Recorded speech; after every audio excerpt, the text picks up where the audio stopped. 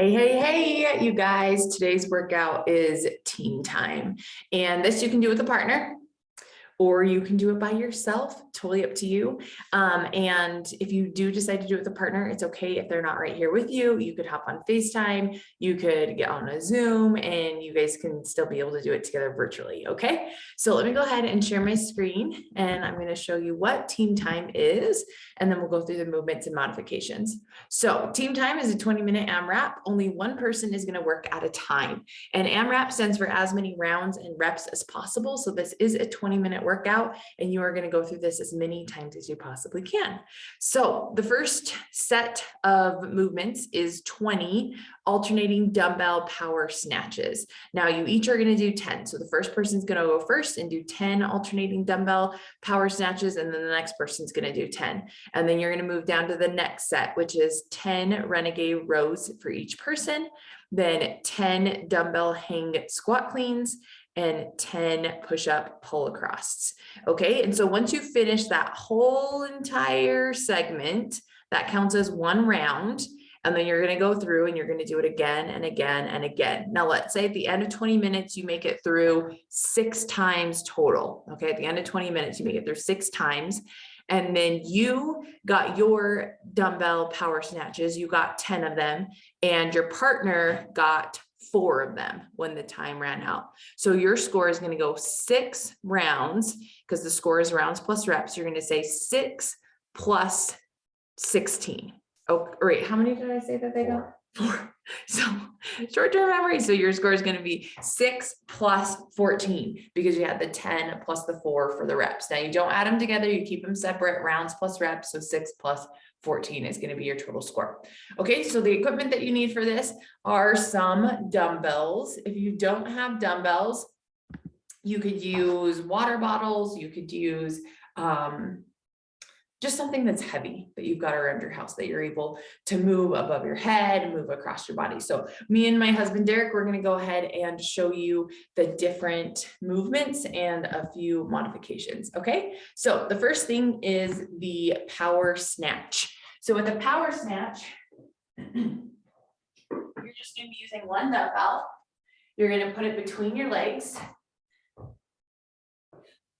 You're going to go down into a squat and keep your back flat, and you want your shoulders pinched together tight. So from a side view, it looks like that. Okay, you could easily put a plate on my back. My feet are solid on the ground. My weight is going through my heels. I'm not on my toes facing forward. Okay, I'm nice and centered with my weight here in the middle. Okay, I'm going to grab it with one hand. I'm going to put my other hand out to the side, and I'm going to drive through my legs. I'm going to pop my hips, I'm going to shrug my shoulders, and I'm going to drag the weight above my head. Okay, and that's a power snatch. It's taking this weight from the ground all the way up above your head. So from a front view, hand goes out to the side, flat back, chest is up, head is up, legs are powerful. I'm going to go ahead and drive through and bring that weight above my head. You want to make sure that your bicep is next to your ear. You don't want it way out here.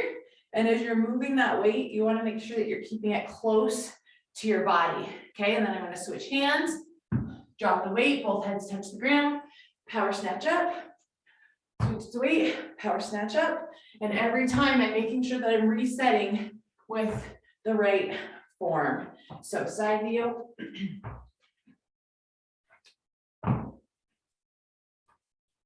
Anything that you'd add? As far as weight goes, switching hands. You should switch your hands somewhere below your head. Yeah, don't switch your hands above. But if you need to, set it on the ground and then pick up the weight from the other hand on the ground. If it's too hard to switch it in the air while it's moving, then just set it on the ground and then do the other hand. Perfect. As far as weight goes, if this is your first time doing it, maybe 5, 10, 15 pounds. If you are experienced with these movements, then maybe you're looking at 15, 20, 25 pound dumbbells. Okay. The next set of movements, so you're going to go ahead and do 10 power snatches. So that's 5 on each hand. And your partner's going to do 10. So while they're going, you're resting, you're bringing that heart rate back down, and you're getting ready for your next set of movements. And that is Renegade Roads. So I'm going to have Derek come down. Renegade row, you're going to get in push-up position. And if you're gonna RX this, you're gonna have your feet up, you're gonna have your body straight, flat like a board. Okay, you're gonna go down and do a push-up, touch your chest to the ground, push back up, and then you're gonna row right and row left. Okay, that's one push-up, row right, and row left. Okay, so a little modification, if that's a little bit too much, you can go ahead. You're gonna do the same thing, except for this time you're gonna drop to your knees, push up, row, row, push up, row, row. Okay, another modification, Derek, if you'll do it, is a shoulder tap. So from this position here, you can go ahead, you can do it on your feet if you want to, you can do it on your knees, but you're gonna push up and you're gonna tap left, tap right, tap left, tap right. And then push up. And you wanna drop to your knees. Drop to your knees, go ahead and do a push up. Knee push up. Yep. Tap, tap. Okay, 4 of those. All right, one more modification is if you wanna use a box or a chair, a bench, a cooler, okay, you can go ahead and put your weights to the side of each box.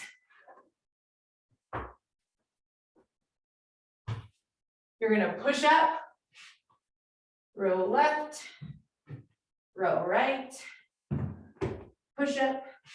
And when you're rowing, you wanna make sure that you're squeezing those shoulder blades back together, that you're really using those back muscles, okay? It's not as much in the arms as it is in the back and squeezing. Okay, same thing, you can go ahead and you can push up, tap, tap, tap, tap, push up, tap, tap, tap, tap, if that's just a little bit too much with the row and the weight, okay? So lots of different modifications that you can use for those Renegade rows. Our third movement is your dumbbell hang squat clean. So with that, you're gonna take your dumbbells, 2 in each hand. You're gonna bend your knees. You're gonna have your feet shoulder width apart. Weight is in your heels, butt goes back, and you're gonna have that flat back again, but at like a 45-degree angle. So just like this, you want the top heads of your dumbbells right here at your kneecaps. And what you're gonna do is you're gonna drive through your heels. You're gonna pop those hips. You're gonna bring the weights up to your shoulders and squat, stand up, okay? Start back over, weights here, bring it up to my shoulders, squat, stand up. One more time with the forward facing view, shoulders, squat, stand up. Now, a lot of this is the drive that's coming through, the momentum that's coming through my legs and my hip pop to get the weight moving. It's not a lot of lifting in my arms. It's more of the power coming through my legs that's lifting these weights. And you almost can catch it in that squat position. So flat back, heads are right here at my knees. When my weight is in my heels, I can wiggle my toes. I'm gonna go ahead, drive that weight up, squat it down, stand up straight and reset. Anything you'd add to this? No, just keep your weight in your heels. Weight in your heels, you don't want it in your toes rolling forward. So I do 10, my partner does 10. You guys can already tell just from showing you how out of breath you can get. So make sure that during your rest time that you are breathing in through your nose, out through your mouth, and you're catching that rest. Now, if you're doing this by yourself, you're just gonna time how long it took you to do those 10, and then you can go ahead and rest that amount of seconds before you start the next one. Okay, pretending like your partner was the exact same as you.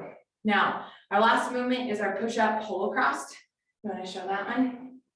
So we're going to get in that push-up position again. So whether you want to do it on the floor, whether you want to do it on a box, whether you're doing it on your knees, you're only going to need 1 dumbbell this time. And so what you're going to do is you're going to go ahead and you're doing 10 total. So you're going to do a push-up, and then you're going to move that weight from the right side to the left. Then push up, move it from the left to the right. And each time you move it, it counts as 1. So you're gonna be moving it 10 times total. Okay, same thing, drop to your knees. You can do it that way. You can do it on your bench where you're gonna do a push up, move your weight across, push up, move your weight across, okay? So this is team time. Hopefully you can find someone to do this with, whether it's someone in your household. I mean, me and Derek, sometimes we do it with our kids. You know, Paisley will be my partner, Beckham will be Derek's partner, or it'll be parents against kids. And they love it. And so anyone in your household can do this with you, modify as needed, do it virtually with a friend, and let me know what your score is. We'll see ya. Bye.